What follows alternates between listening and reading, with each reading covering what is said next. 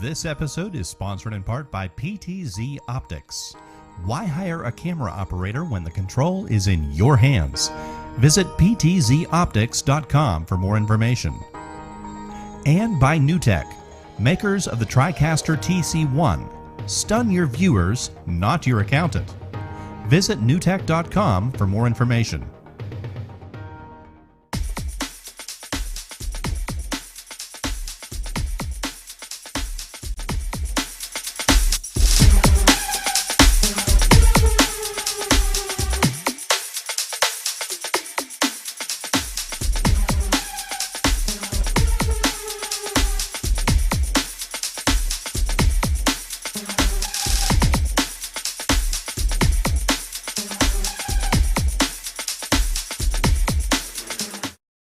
Hey guys, welcome to another edition of Broadcast Now, the show that talks about everything that has to do with live streaming, the internet, broadcasting, inside of your school, your church, wherever it is, wherever you're going to go live, that's what we're going to talk about. And today we've got a really special show for you educators out there or people in schools, whether it's college, high school, middle school, it doesn't matter. We want to talk to you about some of the struggles that you could face and perhaps some ways to circumvent that. But joining me, as always, we've got Mr. Marty McPadden from podjam.tv. Welcome, sir. Hello, Stephen. How are you? I am doing well. And, of course, we have the man, the myth, and the mystery. Oh, boy. I'm doing my impersonation of your buddy on your other show, Glenn. I think he dresses up like this. No, actually, I'm just celebrating my birthday. And on my live stream news program Tuesday night, had all these gifts sent in, all these hats, shirts, cakes, beverages, and first 15 minutes of my news program, I had my own little party there. So I've hit the big 49, and this was the hat, glasses, and all that jazz. So glad to be here, Stephen. Looking forward to learning from Scott tonight and doing what we can to help schools out. It's going to be great. Absolutely, Mr. Greg Terry, youtube.com/The Greg Terry Experience. And also joining us, we have Mr. Scott Killian from the Hubbard School System here in Ohio. Welcome. Hey, Stephen, how you doing?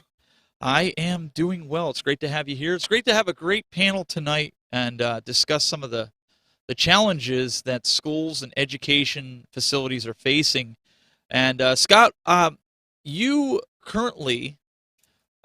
you are on staff with Hubbard Schools as a band director, bowling coach, but you wear a bunch of different hats. Why don't you kind of elaborate on some of your responsibilities there? That is correct. Funny enough, I started out just working with the band program, teaching marching, percussion, jazz band, and a bunch of other things. From there, I bowled for Hubbard when I graduated in 2005 there. And ended up taking over the bowling program.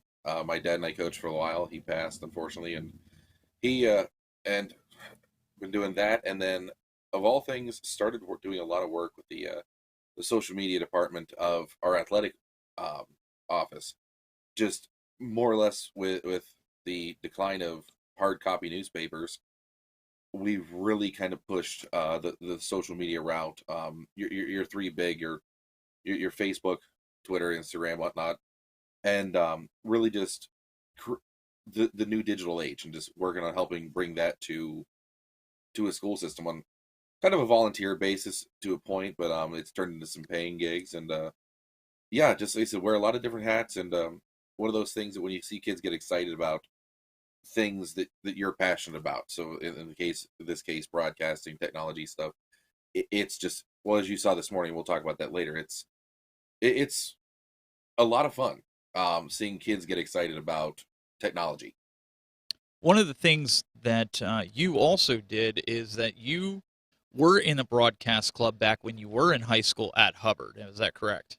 Yes, it was there were 2 courses offered when I was in high school. Studied, have to give a big thank you to Eileen Colette, who was the teacher at that time, and it kind of turned into a lifelong hobby and passion that's kind of turned into a job now in some ways too. So yeah, we had it was a very dated room, but it allowed us and forced us into learning the basics, learning a lot of the proper techniques and whatnot of how to do things, because we didn't have a lot of the technology, so we had to do a lot of the old school stuff, and it made it more fun because you're learning along the way.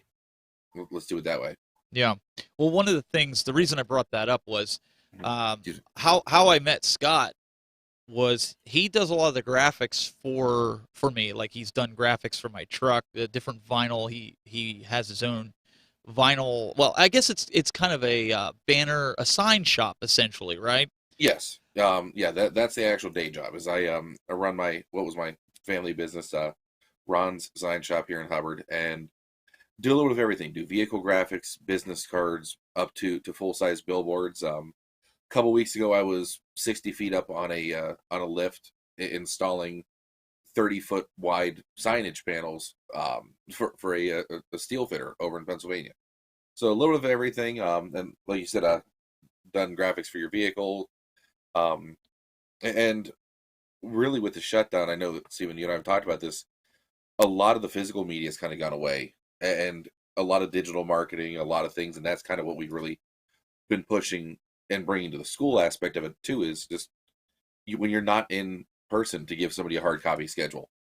Let's figure out a way to make it shareable online. Let's get the hits there and just figure out new ways really to get the information out.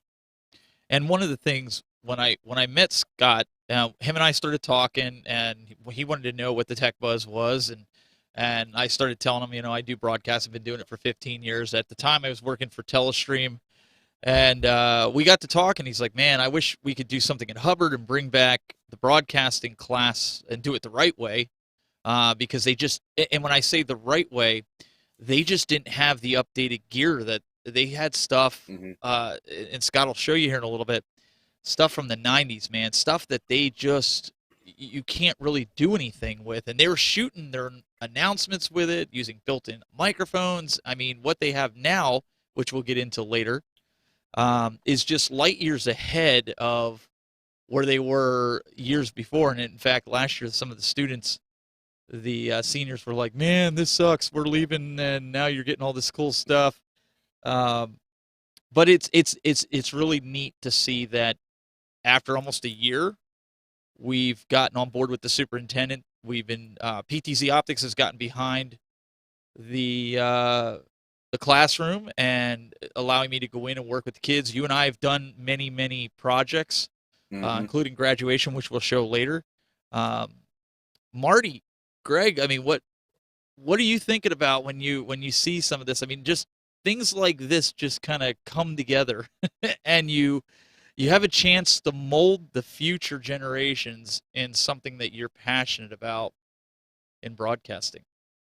One of the things I notice is I'm really old. I mean, I used to be, I'm serious, like decades ago, I went to high school and I was part of their media center at the time. We didn't have any of this. I mean, this is back when, I'm going to date myself, but this is back when we had half-inch reel-to-reel videotape, black and white only, and tube cameras and all kinds of stuff. And I think, and the reason I bring that up is I think how things have progressed over the decades, and now, and I think I've said this to you, Steve, and I say it to all friends and everything, and it's like, wow, what kids have today And it's just like the technology's there, and there's no barriers now to create. Back in the day, we used to have to come up with all kinds of compromises and all kinds of ways, even editing. There was no nonlinear editing. It was all, you'd literally cut the videotape and splice it together. But now it's like there's no barriers, and it's just so, and I see, the young kids, and I have younger nephews and nieces, and some of them are creative and getting involved in that stuff. But it's just phenomenal what's available now. I do it as a job now, but if I was a kid and had access to this stuff, and more importantly, people like Scott who are actually teaching this and working with kids, it's just phenomenal. It's like it's an opportunity to learn fundamental skills in communication and creative skills that are going to serve you throughout your entire life, and it's just great to see. Absolutely. Well, what I'm glad to know is Marty's older than I am. Oh yes, I am. I mean, I do go back with 49. you. Here's a maybe a different way to look at it. And Stephen, I got a technical question for you just in a moment that came out on one of my streams. But I actually, Marty, where did you grow up? Where did you go to high school? What state? Connecticut, Fairfield, Okay. Connecticut. So Yep. Connecticut. You live in Connecticut now. Stephen, I'm assuming Ohio.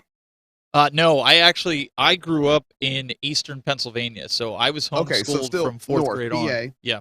And we know Scott's got his Ohio State delusions, and he went to Hubbard. So Yeah. okay, so I grew up in the South. I graduated from high school in Richmond, Virginia, and went to school in Norfolk and Richmond, and then I went to college in Georgia. But honestly, I can remember the biggest joy of any type of media activity, and I graduated high school in 1990. The biggest joy was in school was if you were the dedicated person in the classroom with the reel-to-reel projector, when it would flip and start going taka, taka, taka, taka, taka, that you could hit the little reset lever.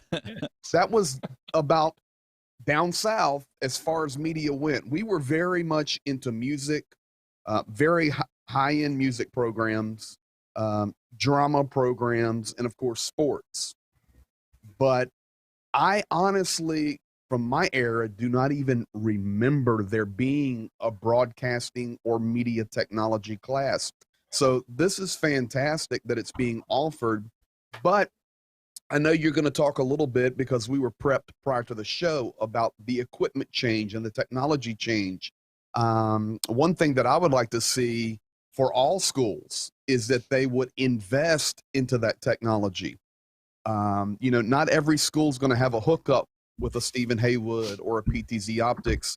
So I think a part of this program tonight, coming from my background, what I just heard Marty say, is that we need to be a flagpole out there, waving a banner of education tonight, saying, listen, this is important. It is important to invest into this technology, into broadcasting, into media, for future, because right now a majority of kids, their technology is what their phone can do, or what the PS5 can do. So this is wonderful, and we need to invest in it. Stephen, before you jump on, I've got a question coming in from the broadcast group out of Charlotte, North Carolina tonight. I think they were watching your pre-roll. Is that a TriCaster 5400? No, I'm actually running a TriCaster TC1. In TriCaster TC1 broadcast group. So thank you, sir. Yes, sir. Absolutely. And Greg, not to go a little off topic, you're talking about getting the stuff into the school, and this is dating myself not quite as much as you guys. I mean, we had real calculators and not the abacus, but but we can add in our head, and y'all can't. We had slide rules, so But one of the coolest things that we did, and this is, I want to say this is 2002 to about 2009-ish when the new school building in Hubbard was built.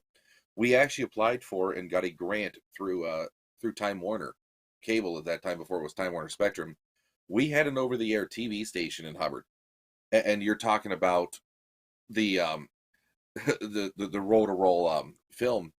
It was run on a timing system on some proprietary software. We had a rack of 12 mini DV players. If you go back to that wonderful film, and literally we were there during the day, live taping announcements, live taping board meetings, all that fun stuff, dumping them into that rack of mini DV players, and broadcasting it out. It was channel 16 in the greater Hubbard area on time order. But the money's there. There are grants through companies, through the government, whatnot. You have to have somebody that's passionate about it in a school building to really look for it. And I know as simple as that sounds, you just have to have somebody like a Steven or you guys or something, and myself included. Just okay, let's find the money. It's there. We just got to find it. Yeah, and have the knowledge and the ability to or find somebody that's willing to put in the time. I mean, that was something you and I bonded together and basically said, look, we're going through this pandemic. Let's try to help this school out the best that we possibly can. We didn't charge them anything. Yep. We went in there, volunteered our time. We did graduation. You did a bunch of different things with the bowling. You did, and we'll show some stuff here in a little bit. You did, like we said, different commencement, senior awards, different things like that. I went in and did the along with Chris. Chris Schneider came down, and him and I did the play at Hubbard, and we also did the one up in Greenville. So we really went out and basically tried to help these schools in a tough time, in a tough period. But then the transition happened where it's like, okay, well, you see what we can do now. Now it's time to offer and see, to compensate for doing this. We got through, for the most part, COVID. But a lot of these schools just don't know where to start. A lot of these. What was the biggest challenge, Scott, that you see? Because now you're doing a lot of sizzle reels and things for the sports and athletic department. What do you find as being the biggest challenge that you saw going into this? For live streaming. To start out, it was because to give Greg, Terry, you guys a quick background to how Steve and I started with the streaming side of things. After we did something through the Memorial Day celebration in Hubbard, but most schools and most sporting events across the state of Ohio, you were able to get maybe one or two parents in to a game. I coached the bowling team because we're in a private facility. We could have none, so we needed to figure out a way to get our matches out to the public, and this is where taking that, and yeah, there you just brought that up, Stephen. That was the setup much later in the day. That was later in the season, but I think, guys, what it was is I took I called Stephen. This was about 2 weeks before bowling season started, and said, okay, how do we do this? How do we get out to Facebook Live, to YouTube Live, to whatever it is? And then when I started bringing things, first off, it's a skepticism of, that's too hard. Oh, that's too much. That we can never afford something like that. And the first tournament we did, I had a battery pack and a cell phone.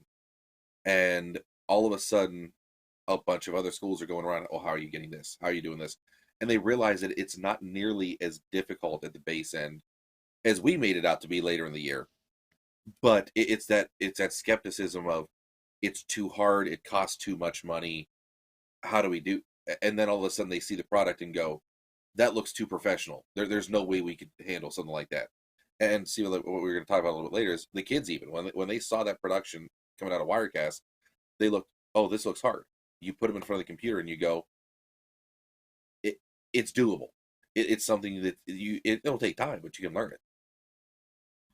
Yeah, I think that was the defining moment today when we were talking to the kids, and we'll get into that in a little while. But guys, going through this, I wonder how many other schools, Greg, even like in your area, they've watched stuff that Chris has done, that we've done, or they see it online. I wonder if they think the same way, that it's unreachable.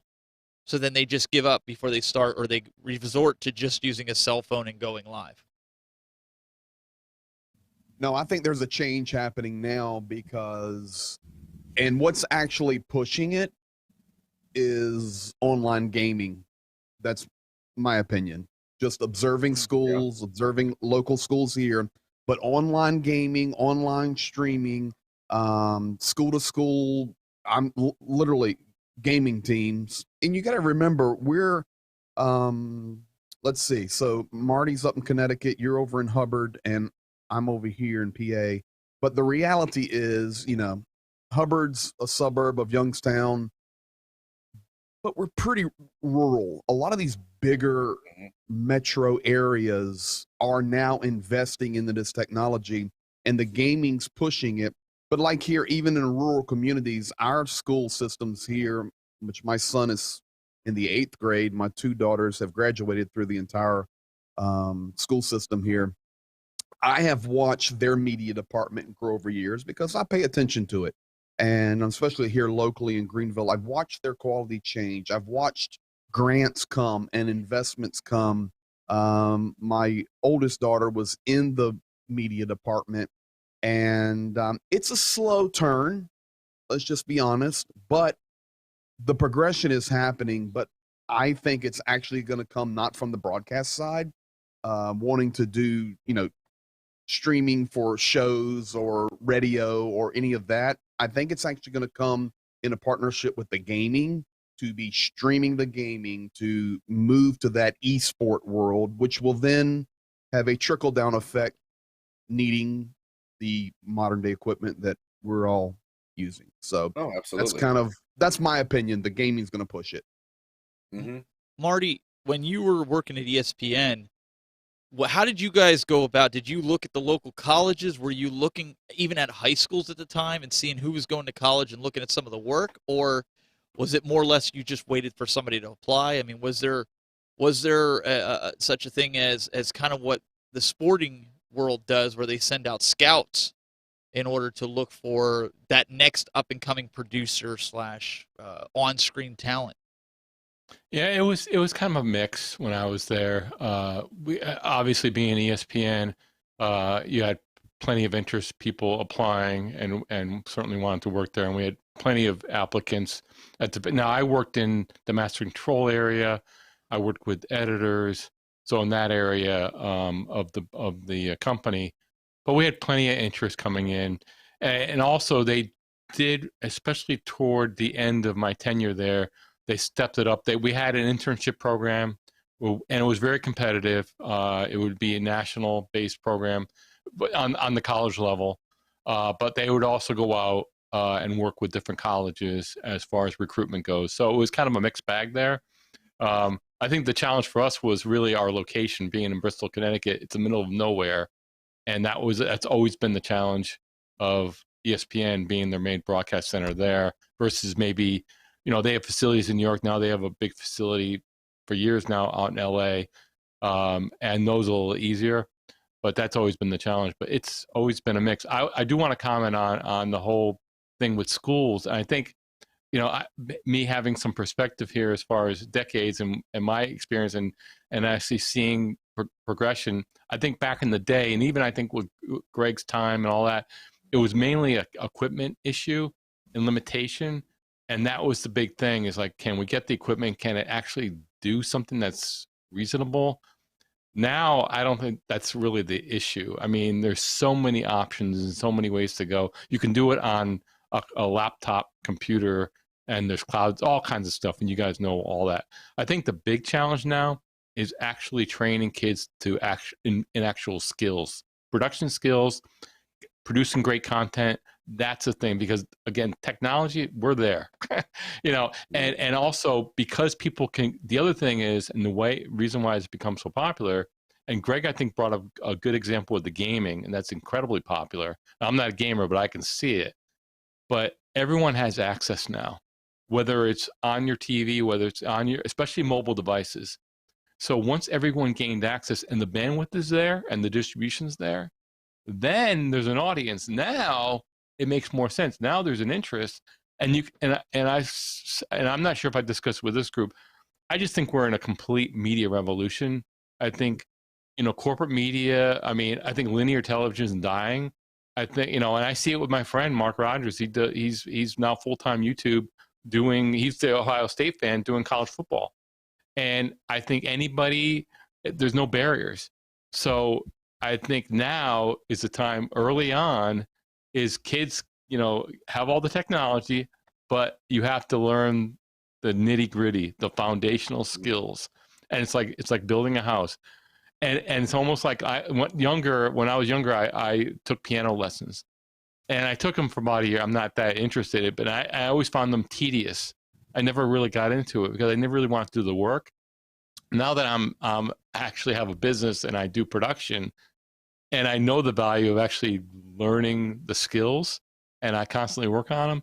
I think that's the challenge with kids, is make sure they realize this is the next frontier. You got to learn the actual skills. I know Stephen can talk to this, quite intelligently and quite, through his experience, but learning the actual skills, learning workflow, all the nitty gritty stuff that doesn't appear on the screen, but once you do, then you're going to build your shows, and you're going to see, that's why I had to do all that boring stuff in order to get to where I'm producing great content. And Scott, that was something we were talking about today. We had some guys up there, just to give you kind of a little bit of premise here. I'm gonna cut to a video and show you. We had this was the setup from today. We had the kids watching after we showed. They were running Wirecast. I had it all set up for them, and then we had these two gentlemen up here being the on-screen hosts, and then the guy in the red there next to Scott, we had him as calling the shots, like, hey, talk louder, or hey, cut to this camera. And that one girl there, she was controlling the cameras, and then the other gentleman, Scott, showing how to like switch shots and do those kinds of things.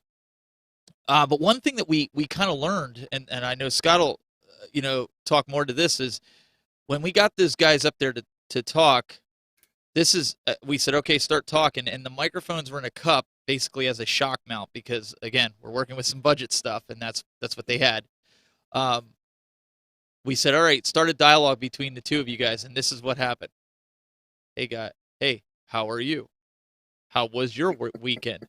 My weekend was great. What did you do? And that's how they started talking, like robotic. It wasn't like we're talking right now. And I was like, I said, Scott, we should get up there and do that. He's like, nope, I don't want him to have that kind of footage. So I went over to him. And I'm like, blackmail. Don't deal with that. So I went over to him. I stood on the side of the desk. I'm like, no, this is what you got to do. So what was going on this weekend? What did you do? And then I pretended to be the other guy. Oh, we went to the football game. And I said, see how I'm projecting my voice? I said, you've got a microphone that's sitting about 8 inches away from you. We're in the back, and I'm asking the people, I was like, can you hear them? And they're like, no. And I said, you have to project yourself. And then it was like the light bulb went on. And then Scott was working with the one girl, or was it the guy about the headroom? Oh yeah, and that's funny enough. Like when Greg, when you were talking about the gaming, and what we were just talking about, the simple, like the rule of thirds with setting up shots and whatnot. It's and a lot of it, and I laugh at it as one of those crazy social media things, but TikTok is also teaching kids a lot of technical skills that they're learning without knowing they're learning. If you're not following me on that one, they're learning how to edit videos. They're learning how to frame themselves inside of a shot. Mm-hmm. It's just getting them it's translating it into the real world, like the big kids world. And that's when I was talking to this young lady, she's like, oh, she knew it. She just didn't know it. If when we were telling her, like I said, the big kid terms on things. Well, let me throw something on there. In fact, I'm gonna bring a couple of things to the table now. Scott, I'll agree with you 100% that a lot of these kids are learning stuff when they don't realize it through platforms they're using already. For example, my 19-year-old daughter this summer traveled to Hungary, Mexico, and Peru for a missions trip out in the Amazon, the whole 9 yards, and she was shooting video the whole time. Now, maybe she's got some genetics in her, I don't know, but she's got some skills. She was shooting video. She understood it. She knew she was going to come back and make a nice summary video for the church to show her trip. And she shot footage and footage and footage. And of course, the iPhone is just ridiculous what it can do. And she knew Dad had taught her, make sure you're shooting it sideways because we want to have a full frame 1920 1080. And then, get into iMovie, start doing your editing, add a layer of music, add little titles. And honestly, she came out with a 6-minute blockbuster. I didn't have to post edit. I didn't have to drop it into Premiere. She did a great job. So she is just learning through, she helps me sometimes in my studio. She's watching. But on her own, these kids are learning, and she is a TikToker. The second thing that I would like to bring to the table is this, and this is a conversation sometimes we have with our regular panel here with Marty and Stephen. But there is a whole world of rewards coming back. Listen, I know this is going to sound a little goofy, but you're going to remember this one day. There are some rewards now coming back on the backside for broadcasting, for YouTube, for gaming through cryptocurrency, where kids, adults are now going to begin to receive rewards through certain platforms, like a reward of Bitcoin, to be participating in media, to be participating in streaming, to be participating in certain game platforms and applications. And right now, there are some companies out there in that space that are negotiating with the big boys like EA Sports to work on rewards and credits that'll come back as like an income through crypto. So this is a whole new world where we're just getting in on the ground up, where these kids in schools, it's going to be vitally important that they learn these skills, because it doesn't matter if you're Marty's background with ESPN, you're Steven's background, 15 years, he's the wizard. My background, that this came out of necessity. I'm a speaker and a musician, but it came out of necessity, the streaming side.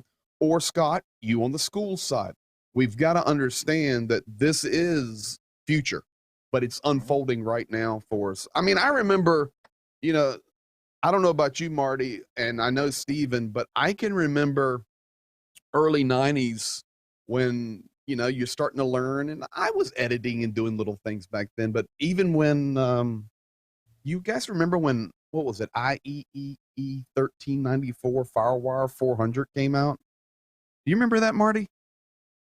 No, FireWire? Oh yeah, FireWire. Yeah. Yep.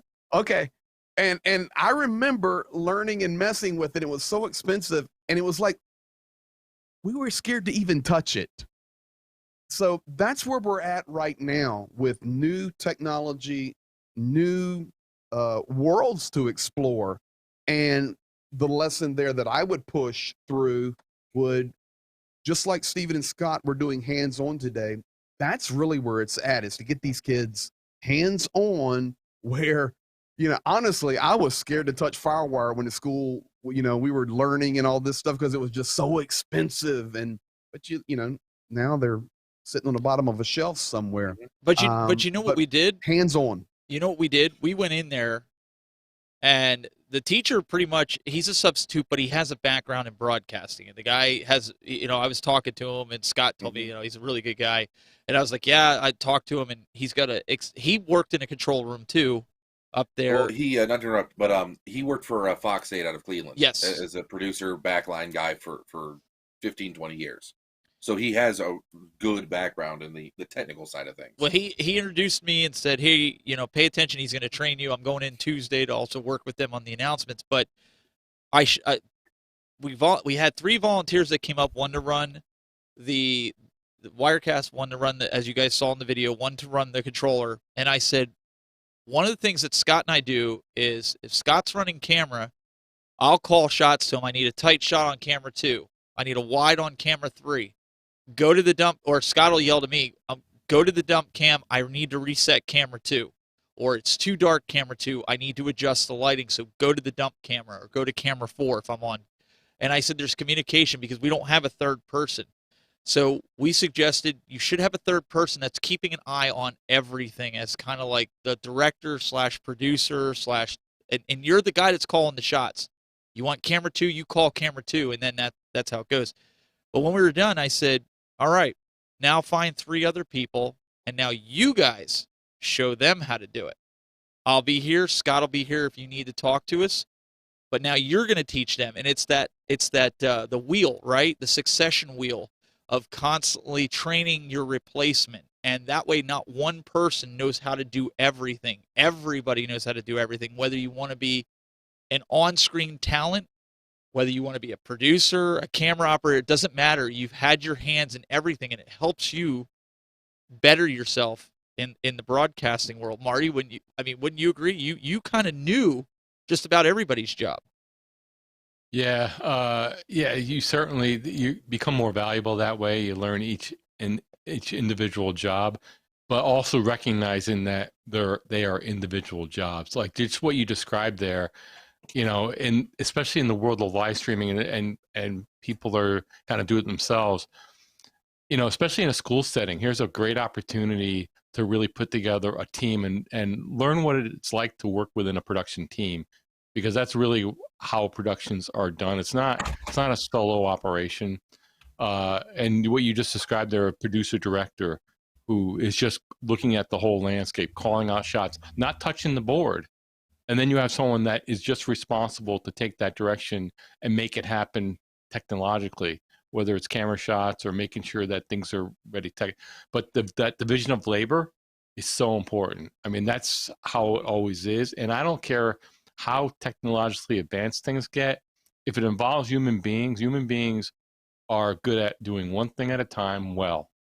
I mean, we can multitask, but that's really a myth. And Stephen, you're probably the closest person that I know that kind of takes it to the nth degree as far as, I don't call it multitasking, call it multi-switching, where you're switching your attention very, very quickly. It's not the most ideal way to go, but you make it work. But I know my limitations, though. What was that? I know my limitations, though, exactly. and I back off. Like today when I produced for PTZ Optics, I told Tess and I told Julia, I said, it's okay if you don't throw things to me. I can focus on making you guys look good because I'm in my wheelhouse. And learning that concept is so, and that's I think that's a real opportunity now in schools, is learning that concept of working, understanding that you're not going to do everything all at once. Learn the different functions, but also here's an opportunity. If you've never worked in a team, that carries so many different other benefits too, not just in the actual doing a television production in a control room environment and having everyone do a different job, but also think of it in an educational environment where they're learning that fundamental skill of what it's like to work in a team. You can take that and transplant it to anything in life, but that is so critical. And just looking at that video that you guys were showing earlier, you're doing such great work with those kids. And once they see it, it's like the light bulb, and it's got to be rewarding for you guys. The light bulb goes on, they see, and you can see when it clicks. And that's the coolest part, There's one girl that she was running the joystick. Neither Scott or I know her name. We just kind of met her. Scott saw her because of some sizzle reels she put together. But she was like a sponge, Scott. Like, how about it? She was just looking at like, this girl is hungry. Like, she wants to learn how to do this. She was looking you in the eye as you're explaining this to her. There was a few other kids that were like that. You could tell the kids that they're thinking about making this their career. And to me, that made it all worth it. And we brought up to them, we said, did anybody see our production that we did for, well, we said, did anybody see the graduation this year that was streamed? And a lot of kids raised their hand. I said, Scott and I produced it. And for those that are watching right here, this was the setup that we did. Scott's over there on the right. You can see his arm. I'm standing back taking it. So my job was kind of monitoring the live feed, make sure everything was good. We had an in-house board operator controlling the audio, which he did a fantastic job. But I was switching inside of vMix. Scott also had a piece of paper there where he's saying, okay, this is the next person that's speaking. He's following the program. He's telling me what lower third it is based on what we create, what he created inside of vMix and where I had it set. So he's like, okay, you're going to pull up lower third number 3, which is so and so's name, and you can see the shots there. This is essentially the rig that we rolled in there, in a little bit better lighting for those that are watching. Literally, Scott, wouldn't you say we had that set up probably in about half hour, 40 minutes? Absolutely. Minus the trouble that we had with the IPs. But yeah, I'm going to kind of show you guys a little bit of the production. If you didn't see it, you can go to the Hubbard YouTube channel, and Scott will give that later on. But this is a little bit what we did. I'm just going to kind of skip around. But like when they're coming in, Scott designed the lower thirds there, and we would sit there and just make some different cuts. I am screen grabbing this, so if it gets a little jumpy, guys, it's I assure you it's not like that on the stream. But you look at the camera positioning. Scott went out there, surveyed it earlier to see where we could get good shots of the students coming in, and we were just kind of cutting back to try to get as much as we could. Let me see here. We had some different shots here of the superintendent, coming up, and then when let me see if I can find where we went to some speaking parts where what is she, the valedictorian, or she's one of them? Yeah, you're probably, what you're looking for is probably closer to like the 45 minute mark. Okay. So right about, yep. Okay, so this is kind of how we did when they're accepting their diploma. We had 3 cameras set up so we could get them walking, a close up of the shaking of the hand, us receiving the diploma, cutting back to the walk away. And we did that for every student.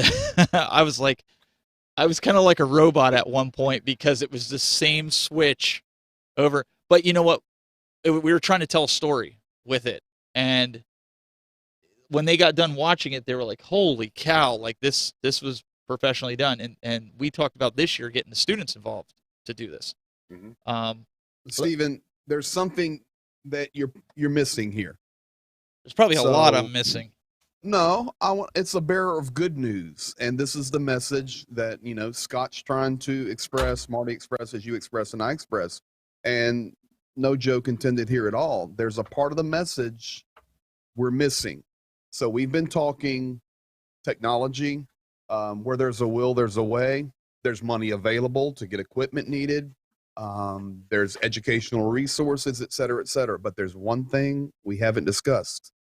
It's called passion and care.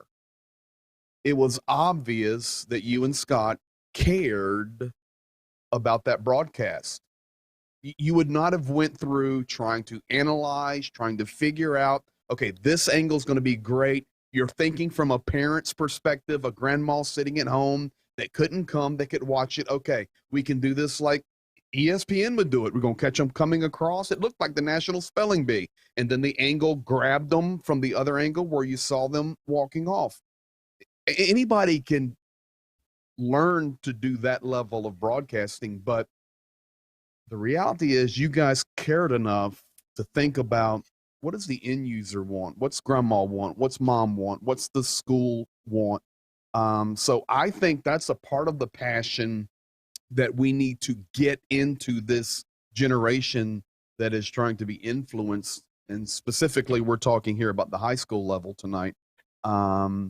It's more than just technology and something we're interested in. Mm-hmm. There has to be a passion and care. So I think that's a key component to try to get into the DNA, not only of high schoolers, but of our entire society, to once again begin to create an atmosphere of care. Hey, Scott, walk us through the baccalaureate broadcast that you did and what you were using, kind of how you were doing it, your thought pattern behind it, and I'll get that other link that you were. Yeah, I'll explain that other one that I just sent. Because usually you don't stream backlarry. So what was the reasoning for this? This was another one where they did open it up to the gym, and family was a lot. Normally, this is first off, the Hubbard Baccalaureate's usually in St. Patrick's Church here in town. Unfortunately, they had a very catastrophic fire to where they're hoping to have people back in the building by Christmas of next year, to give you an idea. So they took that note and said, okay, let's have it in the gym, because of this. This was, I want to say, late April, May of this past year. So we're still in the COVID and in the grips of dealing with that. But it was opening enough to where you could have some parents in there. Very last minute on this one. This was as thrown together of a production as I've arguably ever done. They the principal approached me and said, "Hey, can we still do this?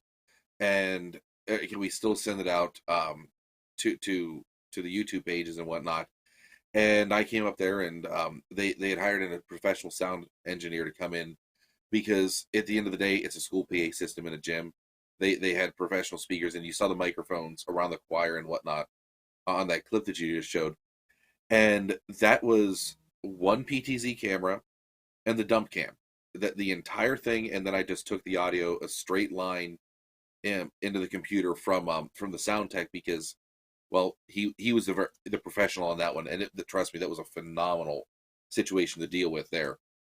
But this was, I not taking the baccalaureate too non-serious, but it was done on a wing and a prayer.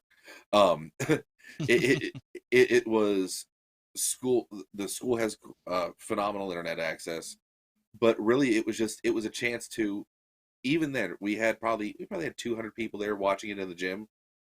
We still at one point in time were at 200, 300, 400 people watching that video at some point, because we could. And greatly, you were talking about the passion behind it. I got this giant thank you note from somebody's grandmother who was in Arizona, who couldn't travel to Ohio because of COVID. Was able to watch their child go through the baccalaureate, go through graduation, and it's like you said, Greg. It's the want to. We had the passion to do that, and seeing that other link that I sent you. Yeah.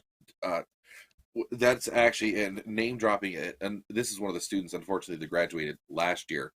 No, actually, I'm sorry, I don't know what. Forgive me, I think he graduated. This young man will actually, Chip and Joanna Gaines, who have the one show on HGTV, they have something called a Chip Starter campaign, and it's for students that just either don't have or something to get. He wants to go into video production, and this kid is very, very good at what he does. He's won awards and whatnot. He got a grant to go through and get cameras, this, that, whatever, to where he did a lot of those Sizzler videos, and he's done a lot of work for the school. And you can see this is all stuff done through him, shot, and it's fun to see the passion of the kids. Stephen, you had mentioned that young lady that was on the cameras, the joystick earlier. Yeah. I was talking to Chris Moriarty, the substitute. She showed up to the football game for the first Friday night football game, not as a school assignment. She showed up with the camera because she wanted to get the videos. She wanted to put the projects together and whatnot.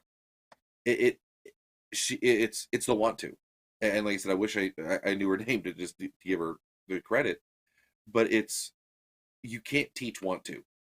But you can hopefully take that want to and turn it and inspire other kids. So you see what they're doing. Maybe you get 2, 3, 4 more students inside of a 20-person classroom that want to take it to the next level. But at the end of the day, as long as the 20 kids in the classroom leave with more knowledge than they came in with, at least the school's doing something right there. Yeah, I think even after today, it kind of opened my eyes a little bit. Like I realize how much they don't know, right? And but then there's that some, like Greg, you were saying, like, yeah, well, you have the passion to do this. I mean, this is a passion, you guys know, it's a passion of mine, to be able to impart this knowledge onto the next generation of broadcasters and see that they willingly, most of them, want to do this, and they're soaking up everything that you're saying to them and taking it in. It's a good feeling. I mean, I know it's not all about feelings and things, but it's rewarding. Would that be a better word to say? It's rewarding to be able to do that and be accepted in that sense, right? Mm-hmm. So Yeah, it's key that there is it's like a validation. Honestly, when kids do something, whether it's, we're talking broadcasting and media tonight, it could be sports, it could be anything. But when they see a result or have a sense of accomplishment, that's what propels the passion. So that's what you have to strive for, is to see the end and to see the result. And passion usually comes out of a success. And I will say this to you guys: I'm very proud to be working for a company like PTZ Optics, who see the value in this, and see and want to impart and want to invest into the future of broadcasters in kids, where they wouldn't have to do that, but they see the value in it, and they see that there's a need for it. And for me to see a company do that is just huge, Marty. I mean, that's just something that just speaks a lot of volume. Yeah, it's just, I mean, it's a nice thing to do, but also it's a great business move as well, and it also shows that they're forward thinking, because it's not about the next quarter, it's about the next 10 years, the next 20 years. This is not going away. We're going through I discuss this with my wife all the time, especially in our business. And I think you guys see it, we are going through a major transformation here in media. And it's just, and obviously the pandemic probably accelerated things, but this is not going away. I mean, certainly we're human beings, we get together. That's always going to be the case with human beings. But it's like what you described, Stephen, as far as what you did with the school, and being able to bring that ceremony to relatives, friends that would never be able to go there in person, regardless of any kind of health issues or pandemics or whatever.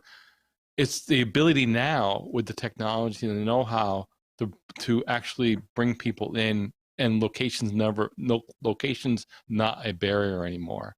And I could just think like grandparents or in with family things, but also in business. You see it in PTZ Optics. You work with various clients. I could see it. This is the new frontier, and it's just getting started. And we need people in this world, because I don't know about you guys, but there is so much work out there, and it's just starting and growing. We need people with passion, as Greg was saying. I think he said it very, very well. Identifying that passion, and it's exciting. It's fun. This stuff, I love this stuff. And I love being able to do it as a business and for a living. And I'm sure there are a lot of kids in high school, in these schools, that you can identify that have that passion. And when they realize, yeah, you could actually do something you like and actually make it your living. And it's just getting started. And what you guys are doing, it's such a service to these kids. And again, I know it would be exciting for me, and I can identify with you, Stephen, Greg, the kind of the charge you get out of it. It's just nothing like it. When you help someone and the light bulb goes on, you see them, say, making that connection between doing and the result. And I've seen it with other people. I remember leading teams at ESPN. The folks that would reply to, or that would report to me, generally were certainly a lot younger than me, and seeing that light bulb moment, whatever I was helping them with, and it's just, and at the school level, it's got to be great. But you're serving a larger purpose.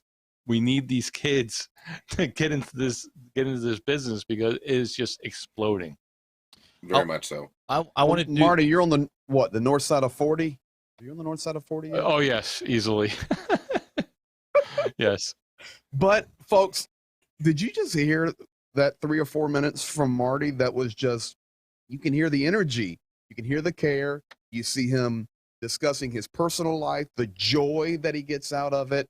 This is the message of passion that we're trying to get across. It's necessary. Like for me, now this has nothing to do with school, but the principle's the same. One of the things I've enjoyed over the last 18 months since my news program has been rolling and growing is that I have had the joy, actually, probably the greatest joy I've had, not connecting with Steven, although that's great. Not connecting with PTZ Optics, that's great. Not connecting with Marty, Jeff, that's wonderful. Broadcast Now. Wait, You wait, know, wait, Scott wait, wait, tonight. wait, wait, wait, wait. I get great, What? and they get wonderful. What's up with that? I Okay. knew you were gonna say that. Because I haven't played NBA Jam yet in the house. Oh, and I'm just disappointed. listen to Every this time guy I'm over here. there. I'm always Just working or great. broadcasting, and Yeah, I ain't that don't the get truth? to play. Greg, I'm When I glad you move- brought that when- up because I've been When in I'm that on basement many NBA times. Jam, I'll move it up to Yeah. Super Fragicast. Yeah, whatever. Anyway, my point being, the greatest joy I've had over 18 months broadcasting and growing this news program is not the broadcast, not watching the numbers grow, not, getting gifts in the mail. It's not. The best joy I've had is people sending me messages, which I invite them to do. And I've had the opportunity to educate them, especially through COVID and through a lot of other things, about the power of media and the power of conspiracy theories and the power of not believing everything you read, see, or hear on the internet. So it's a completely different look, but I've had a joy at educating people where then the light bulb goes off and they go, okay, yeah, I'm not going to read that anymore. That's probably a good idea. So the same principle trickles down to whether it's production, like Marty's coming from, training school, kids, high school kids, college kids, or, Steven being in the industry on multiple layers. So there's a joy on the return side, and that's vital, for pushing the passion even stronger. But, when you look at the elder statesman in the crew tonight, which is between Steven and I, we can get the four-way. That's Yeah. me. Look at the passion. He's still smiling and passionate. That's what we're looking for. It's vital. Well, I want you Very guys. I want you guys to think about Marty and Greg. I want you to think about a piece of advice that you could give educators when we wrap this up. Scott, you have a few more things that you want to show really quick. Yeah, and this is just something that I just sent you. And Marty, Ray, when you're talking about the passion and getting the kids excited about it, this was a very simple little setup that I had for part of the intro video with the high school senior football players this year. We're blessed to have a very nice video board in our football stadium and whatnot. And the kids, they walked in and they look at it and go, oh, there's a couple lights and a camera. What are you doing with that? Because they don't have the technical know-how. Steven, can you jump to the next? Okay, that is one of the looks that I was going for something with some of the kids. And when I showed these kids these pictures, they went, how? That's the best question they can ask. It's not, oh, that's cool. It's not, no, it's okay, how does that big bright room turn into that? How does, and then all the other stuff in the video. And as long as these kids are still asking how, and there's somebody there to explain it, that passion will stay alive. At least in my book, that's the big thing. It's like, as long as these kids are still willing to ask how, we're doing something right inside of the school system, keeping these kids interested. Scott, before we get to Go ahead. the guys, for any of the educators out there, what kind of advice that you would have if they want to get started in this and they want to get out to live streaming, and they want to get to the point where they're making connections with people, even if they don't know how to do it? What advice would you give them? Because you reached out to me.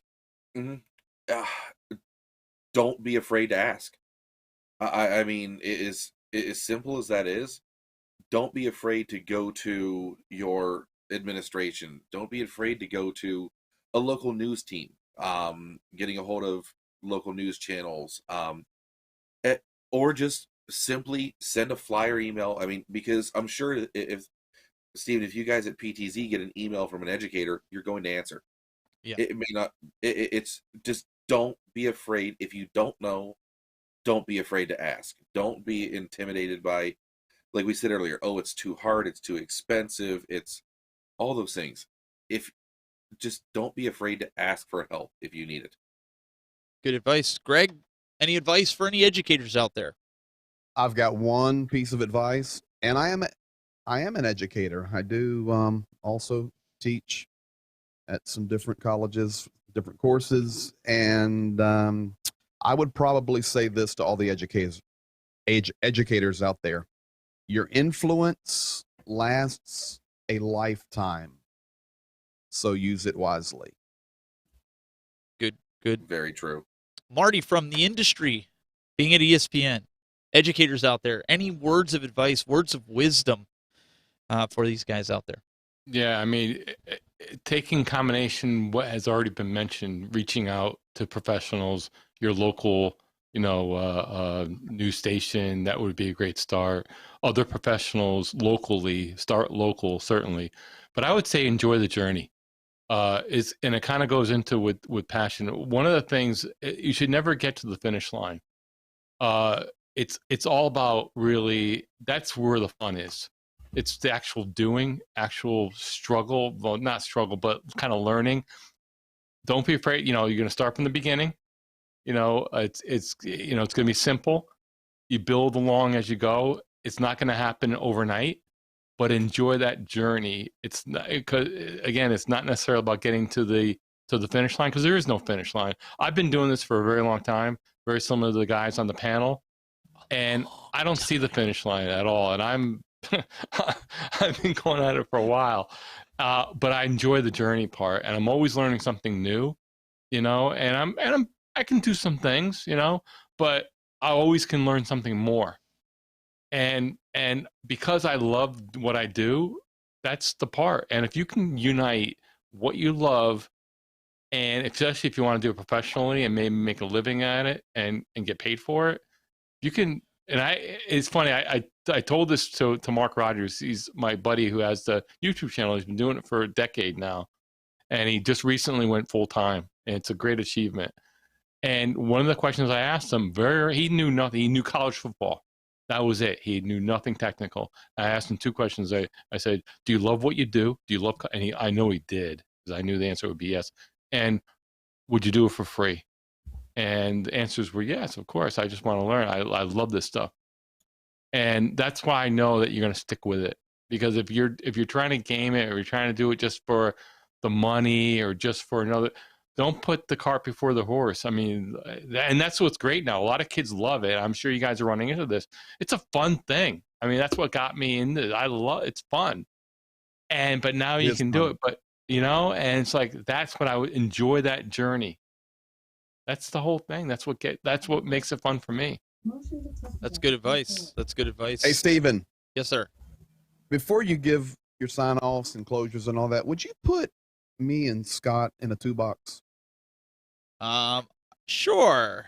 I'm kind of scared,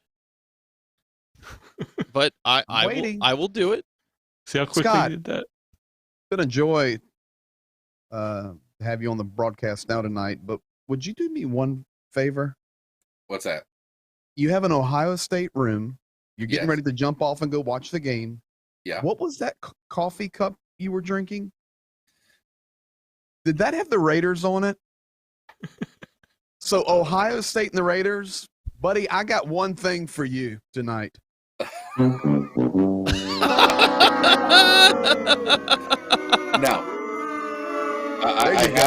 I have to go here. I'm 34. In the 90s, I had no Browns. Okay, they didn't exist. And I was brought up properly to hate all things Pittsburgh. Well, that's good. That's good. I'll give you that. Steelers. And the Bengals still, this may make a couple people angry, but the Bengals still aren't relevant. And both of my parents were Raiders fans. My mother, through a connection with Jack Tatum and whatnot, back in the older days, and my dad was a Raiders fan. So it became a thing. I can't like believe, the Raiders. Greg, I'm just having fun with you. I know. I couldn't believe you picked that out. I didn't even notice that. Steven, I come know. on. You're the wizard. Gotta pay Yeah, I'm attention to watching other everything. things. Yeah. You only have got 50 things in front of you. Yeah, right. Yeah. I'm only sitting here looking at all this stuff, Exactly. Geez, I mean. Oh, darn, what a shame. Yeah. Great high-end studio at your home. Blah, blah, blah. All right, ladies and gentlemen, we've got Scott Killian. You want to check out any of this stuff, you can go to hubbard.k12.ohio or oh.us. And also, Scott, it is, I believe, Hubbard High School Band Yes. on That's what, YouTube, right? yes, that's what we're working on incorporating a more inclusive video channel for that. But we had the band channel established, so we kind of ran with it. It's on Instagram. It is Hubbard Athletics. On Facebook, it's Hubbard at Hubbard Athletics, and on Twitter, it's Eagles_HHS. That's where we're doing a lot of our production work through there, and yeah, appreciate you having me on. And we're going to give him a little plug. He also runs Ron's Sign Shop. If you look it up on Facebook, and if you need any kind of graphics, business cards, stickers, all kinds of cool stuff. If you've seen my truck on Facebook, whether you're into the outdoors or not, this guy is the guy that printed them and got it all done. Any of my No Boundaries Outdoors stuff that you guys have seen, my Tech Buzz decals that I've had done before. So check it out. I'm sure if the prices, they're shipping and everything, you would ship it out if people want to order things, right? Exactly. I can ship nationwide. So if you're interested and you need that, or you need a banner for your game room or your studio or whatnot, Scott, your guy, does tremendous work. I highly recommend it. And also this guy here, Mr. 49. As always, Stephen Scott, it was a joy. And I will tell you this, buddy, because I'm over here in PA, and our guy's doing a good job here, but, you see the passion and the care when you're running YouTubes and Instagrams and all this jazz. You're doing a really good job. On my final note, does your sign company also do body wraps? I'd like a body wrap. Okay, I need a body wrap of the great University of Virginia Cavaliers, a real university. Oh, boy. Oh, yes. He had to do that at the end. Where's the want now, There it is. See? There you go. Powerhouse of the ACC. What? YouTube.com/The Greg Terry Experience. You guys can check him out tomorrow night at 8:30 p.m. Eastern, 13 feet above South Mercer Street in the Palacio Studios. And it was great to have you on as well. And also Mr. Marty McPadden, who's been, he's looking for a boat at this point in time. Trying 7 inches of rain. Fortunately, it didn't end up in your house, but you still may need that to go grocery shopping Saturday. That's right. If you're in the need for podcast editing, video editing, those types of things, and you're looking for a good guy that does it at a reasonable price as well as high quality, check him out. Go to podjam.tv. I'm sure he's always looking and stays rather busy. He's always working. I know he is. I'm always working. Yeah. Brad and I always bust his chops in that we have a little chat going, him myself. I'm good at ignoring those two guys. So. Yeah, we'll always get them going and Brad will be like, Steven, be quiet, Marty's working. And that seems to be the trend. But and also prayers and well wishes go out to Brad. He had to go to the hospital, our community manager. He had fluid in the knee. So the ambulance came and I guess picked him up and took him to the hospital. And but I also want to give a shout out to my daughter. I can't believe I'm going to say this, but she turns 13 today. Teenager. I have a teenager Happy now birthday. in my house. Happy birthday to her. You, sir, are now old. I do. Yes, Officially. I am old. My wife told me last week. I said to Greg, we did an impromptu show, and I said, I'm going to get off here. I need to go get a haircut. And I did. And when I cut my hair, I realized how much gray was in there. And I'm going, yep, I have a teenager. So you're just getting started, my friend. Yeah, I don't want to think Steven, about that. Give me full screen 1 second. You are full screen, my man. This Oh my is goodness. podjam.tv. Look at Marty's picture. Look at this stud. That's like 10 years old, that picture. I need to update that. Beautiful picture, my man. Well, the good news with that picture is there is no Hawaiian shirt on him. Misty wouldn't allow me to have one, so It's you're good. in luck there. Is that's your wife, Marty? Yes. Yep. Oh, beautiful, man. Beautiful. I always bust his chops because every picture I see when they're like out on vacation, he's wearing a Hawaiian shirt, and I always leave a comment like, Thank God he's not wearing the Hawaiian shirt on this one. What that picture means is that man can do some serious post production. That's right. Oh, there you go. That's right. That's right. No, it looks good, man. So make sure Thank you. Good.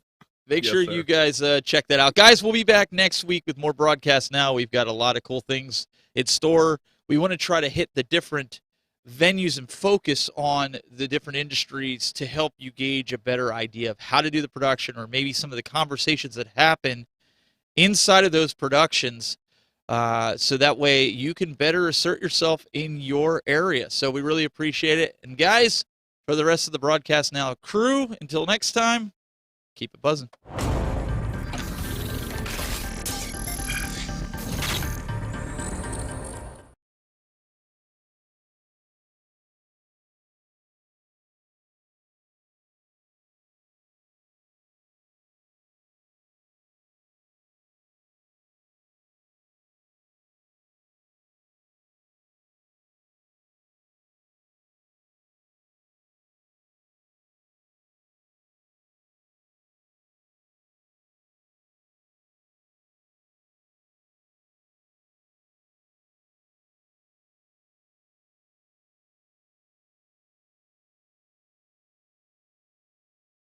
You have no clue what you're looking at. And that's not disrespectful.